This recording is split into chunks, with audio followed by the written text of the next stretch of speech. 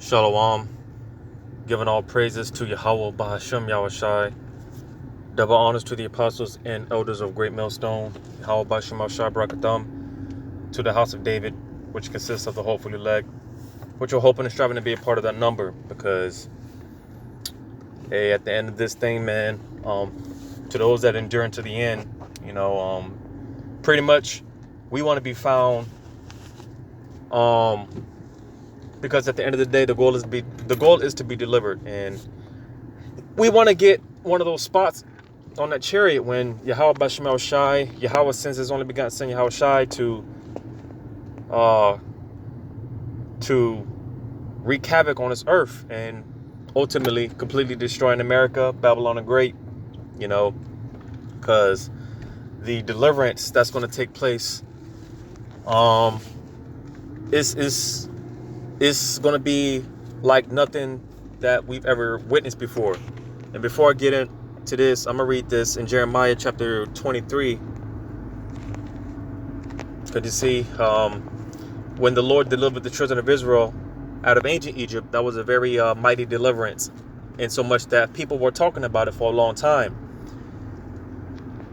And as time went on, people seem to have forgotten the fear of Yahweh Shemel Shai. They seem to have forgotten this dreadful power that we serve. But Yahweh Shemel Shai, he's getting ready to reintroduce himself. All right, because hey, this world is about to physically meet Yahweh Shai. All right, and that's going to again take place when the Lord delivers the children of Israel, scattered abroad throughout the four corners of the earth, but more so primarily here in Babylon the Great. I'm gonna read this here in Jeremiah 23, in verse 7. It says, "Therefore, behold, the days come, saith Yahweh, that they shall no more say Yahweh liveth, which brought up the children of Israel out of the land of Egypt." Because, like I said, when the Lord delivered the children of Israel out of ancient Egypt, that was a very mighty deliverance, in so much that people still talk about it to this day. All right, something that happened thousands of years ago. People still talk about it to this day. But you see, this second deliverance is going to far outdo ancient Egypt. And that's why when you read verse 8, it says, "But Yahweh liveth, which brought up and which led the seed of the house of Israel out of the north country," talking about America, as well as, where their elect are scattered abroad throughout the four corners of the earth. It says, "And from all countries, whither I had driven them, and they shall dwell in their own land." So the time is going to come where, like I said, this deliverance is going to far outdo ancient Egypt deliverance. And you see, this deliverance that's going to take place this time, you see, Yahweh Shemel Shai, people aren't going to forget Yahweh Shemel Shai. They're not going to forget that fear. All right, because Yahweh Shemel Shai, he's going to make a statement with this deliverance and with this destruction of Babylon the Great. You see, because again, people seem to have forgotten who they're dealing with. They seem to have forgotten the dreadness, the terribleness of Yahweh Shemel Shai, and he's gonna put his fear back on this earth. So what I just want to go through real quick, going back to Joshua, the second chapter. Joshua chapter 2. I'll go ahead and I'll just start at verse 1 and read on down to the point. It says, "And Joshua the son of Nun sent out of Shittim 2 men to spy secretly, saying, Go view the land, and even Jericho. And they went and came into an harlot's house named Rahab, and lodged there." Now, just real quick, I want to see what this says, because names, unlike today, people just name, they just pick any name that sounds good. But unlike compared to back then in the ancient world, because names actually mean something. Names, when you go into nomen omen, all right, or name prediction, names have meaning to them, and they have so to say, they can have a spiritual vibration to them. So just real quick, I want to see this, when it comes to the name of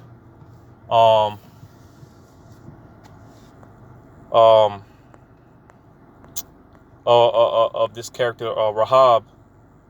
Just want to see what it says real quick. All right, it's lucky. I'm trying to, because these people don't know what they want to do. They're standing in the middle of the road, man, and it's women at that. Need to be in the house, man. But whatever. It says a harlot of Jericho who aided the spies to escape, saved from destruction of Jericho, married Solomon, an ancestor of David and of Hamashiach, commended for her faith in the book of James. So probably have to I'll just, when I get the chance, Lord's will, just look into this some more, because like I said, names have spiritual vibrations to them. They have meaning to them. But nevertheless, going back to this in verse Joshua 2:2, it says, and it was told the king of Jericho, saying, behold, there came men and hither tonight of the children of Israel to search out the country. And the king of Jericho sent unto Rahab, saying, bring forth the men that are come to thee, which are entered unto thine house, for they be come to search out all the country. And the woman took the 2 men and hid them, and said, thus there came men unto me, but I was not what they were. And it came to pass about the time of shutting of the gate, when it was dark, that the men went out. Whither the men went, I would not pursue after them quickly, for ye shall overtake them. Yeah, because again, just to sum it up, Rahab, she hid these 2 jakes, and this king of Jericho, pretty much, he was looking for them, because these jakes, they were spying out the land. All right, so this harlot, she pretty much hit them, and pretty much pretty much supplanted them, so to say. Let them in another direction.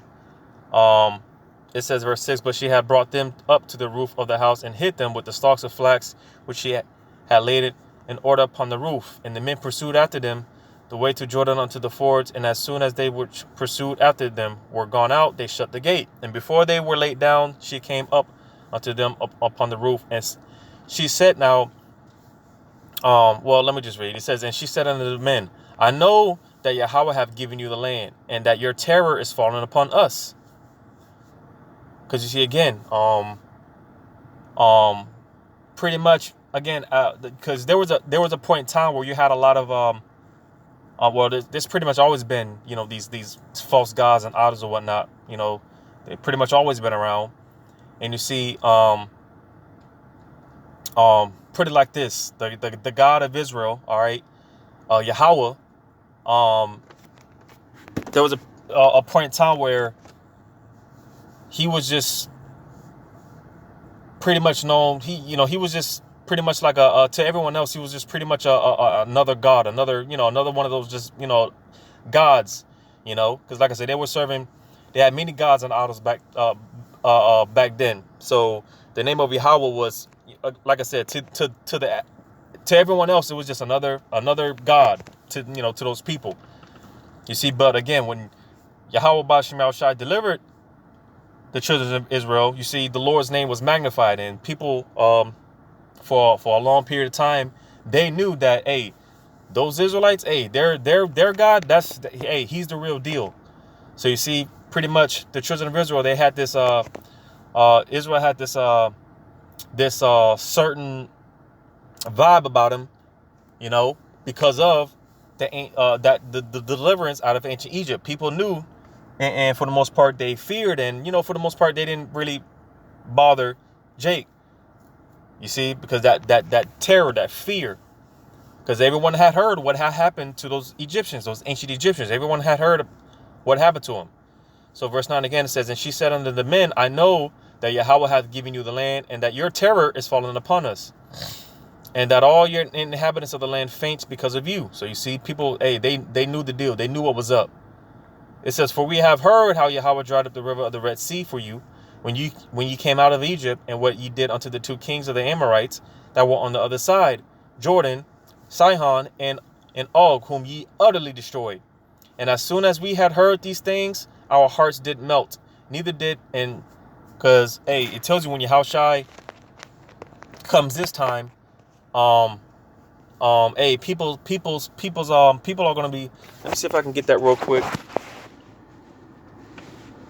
Let's pull up my Bible real quick, see if I can find that. I think that's Matthew 24. Matthew 24.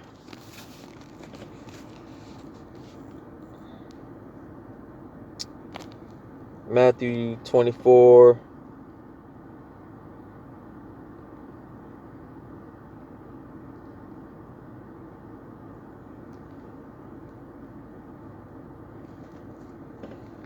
Actually, I think that's Luke. Let me try Luke real quick. Luke 21.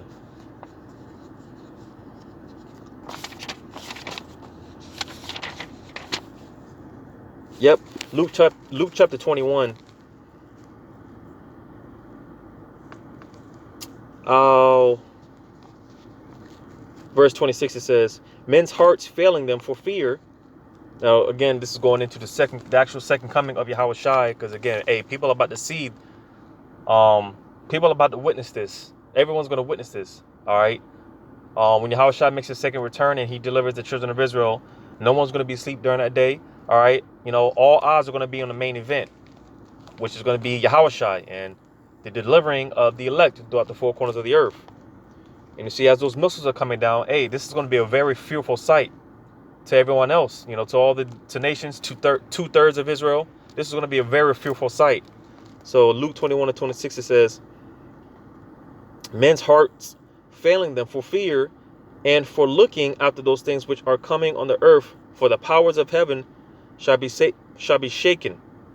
It says, and then shall they see the Son of Man coming in a cloud with power and great glory. Because, hey, the scriptures tell you that Yahweh Shai said, hey, the second go around, he's not coming as a man. He's not coming to meet thee as a man. All right, the Lord is coming in his full power. He's coming in his full glory. All right. I'm gonna get that in Psalm 102. Psalm chapter 1 and 2 and verse 15. It says, Psalm 102 and 15, it says, so the heathen shall fear the name of Yahweh Ba'Shem Shai. So you see, because again, the Lord is going to put his fear back on this earth. And unlike ancient Egypt, during the time of after the deliverance of ancient Egypt, where, like I said, as time went on, people seem to have forgotten Yahweh Ba'Shem Shai, and they seem to have forgotten that fear. All right, that fear had wore off, it died down. This go around, people aren't going to forget. All right. The glory of Yahweh Ba'Shem Shai and that fear is going to be perpetual for forever. All right, it's never going to run out. People are always going to, these nations, they're always going to fear Yahweh Ba'Shem Shai. That vibration, the vibration of Yahweh Ba'Shem Shai and the Israelites is going to be on earth forever, all eternity. All right. So again, it says, so the heathen shall fear the name of Yahweh, and all the kings of the earth thy glory. So, hey, this is what's going to happen. All right. Matter of fact, I'll read verse 16. It says, when Yahweh shall build up Zion, he shall appear in his glory. So again, the Lord, hey, when he comes back this time, he's coming in his full glory. He's not coming as a man. He's not humbly. He's not coming on an ass, like he did when he came on the earth as Yahweh Shai during the time of the Romans. The Lord's not coming like that. He's coming in his full power, his full glory. And hey, man, I always use the example of how, hey, I picture, hey, when Yahweh Shai shows up, because this is a day that the Lord has been meditating on for over 2,000 years. The Lord can't wait to come back, get busy, and deliver his elect. The Lord can't wait for these things to come to pass. The Lord said, it's my determination to judge these nations, all right, to get rid of the two-thirds. All these things the Lord's going to do. Like I said, the Lord said, this is my determination. The Lord can't wait to come back. So, hey, when the Lord finally comes back, when the Heavenly Father, Yahweh, gives the green light, hey, it's not going to be a millisecond delay, all right? The Lord, hey, and me, I just like to picture the Lord pacing back and forth, because, the Lord, again, he can't wait to come back, and when he does come back, I just like to picture, I use this example of how with the rubbing on the hands, like Birdman, appearing in that cloud, that massive chariot that's so big, the Lord showing up in the chariot so big, the so-called UFO that's so big that when Ezra seen it, he seen this vision. Because hey, that's another thing, man. The prophets, a lot of the prophets, they seen this vision. They seen the second coming of Yahweh Shai, and they were terrified, man. They were like, oh, it was a sight to see. They were terrified. And Ezra seen this vision, and when he seen the vision of Yahweh Shai returning in this massive chariot, he thought it was a mountain that was taken out of its place. A chariot so big, man. And you see when the Lord shows up in his chariot, like I said, I just picture him, coming out of that, standing on that chariot, coming out of that chariot, looking down, right, with red piercing eyes, with a stern look, a mean mugging look, just looking down, rubbing his hands together like Birdman. Because, hey, like I said, the day that our Lord has been meditating on for over 2,000 years is finally going to happen. The Lord's going to get busy.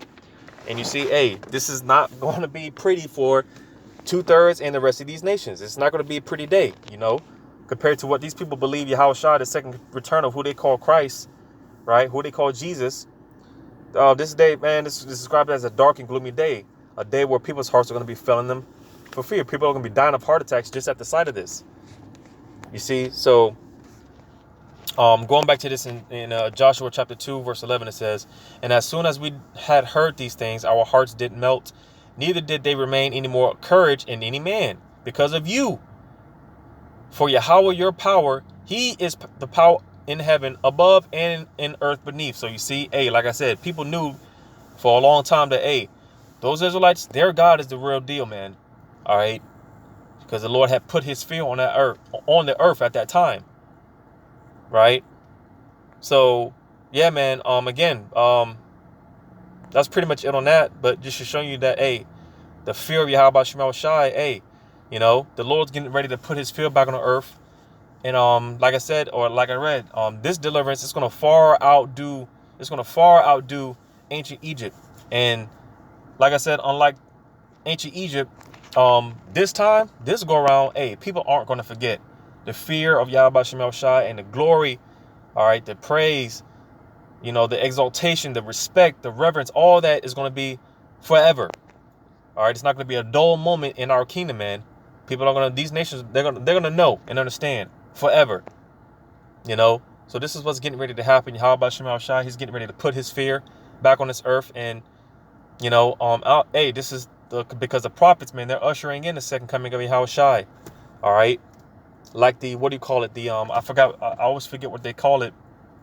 But when you have a wedding, right, and you have the I forgot what it's called, but like you have the ring bearer, and you got the people that I don't know how certain customs they do it or whatnot, but some customs they pretty much make a show out of it. They throw the rice or lay out the red carpet or whatever, and everyone has to stand, and the grand entrance for the bride. That's what the prophets of Yahweh Shema Shai, the men of the Lord, that's what they're doing. We're ushering in the second coming of Yahweh Shai.